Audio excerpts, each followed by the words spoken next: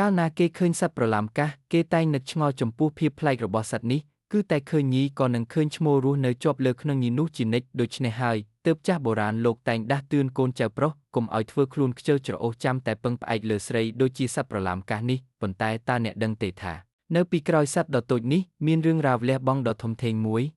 រឿងរ៉ាវបានចាប់ផ្ដើមឡើងក្នុងនគរមួយដែលព្រះរាជានិងមហេសីបានបួងសួងសុំបុត្ររហូតសម្រេចបំណងប៉ុន្តែនៅពេលព្រះរាជបុត្រមានជន្មាយុ7 វស្សាគ្រោះអាក្រក់ក៏បានមកដល់សត្វគ្រុឌដ៏សាហាវមួយបានហោះចុះមកឆាប់ឆក់យកព្រះកុមារពីកណ្ដាលសួនឧទ្យានរួចហោះបាត់ទៅកណ្ដាលមហាសមុទ្រដាច់កន្ទុយភ្នែកសត្រឹមសម្រែកសោកសង្រេងរបស់មាតាបតាក្នុងគ្រាដ៏អស់សង្ឃឹមខណៈអ្នកដទៃខ្លាចជ្រលុកយក្សមានតែនាងណាមក្រឹសដែលជាអ្នករស់នៅមាត់សមុទ្រប៉ុណ្ណោះហ៊ានលះបង់ជីវិតទៅតាមរកព្រះបុត្រានាងធ្វើបែបនេះព្រោះមានមហិច្ឆតាចង់បានរង្វាន់និងបុណ្យស័ក្តិពីព្រះរាជានាងបានហែលកាត់សមុទ្រយ៉ាងអង់អាចរហូតទៅដល់កោះដាច់ស្រយាលរួចឲ្យព្រះរាជកុមារតោងរបស់នាងយ៉ាងណែនដើម្បីហែលត្រឡប់មកវិញ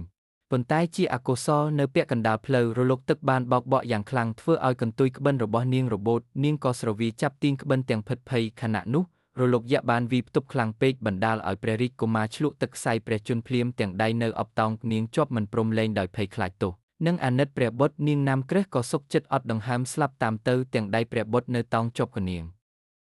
រហូតក្លាយជាសត្វប្រឡាំកាសត្រៀងមករឿងនេះអប់រំយើងពីស្មារតីទទួលខុសត្រូវដ៏ខ្ពង់ខ្ពស់ទី1បើហ៊ានសន្យាត្រូវហ៊ានបូជាជីវិតដើម្បីកិច្ចការនោះទី2ការទទួលខុសត្រូវមានតម្លៃជាងជីវិតខ្លួនឯងដូចនាងណាមក្រឹសដែលហ៊ានទទួលខុសត្រូវលើកំហុសអចេតនារបស់នាងរហូតដល់ដង្ហើមចុងក្រោយក្នុងនាមជាមនុស្សការទទួលខុសត្រូវចំពោះអ្នកដទៃគឺជាភក្តីភាពដ៏ខ្ពង់ខ្ពស់បំផុត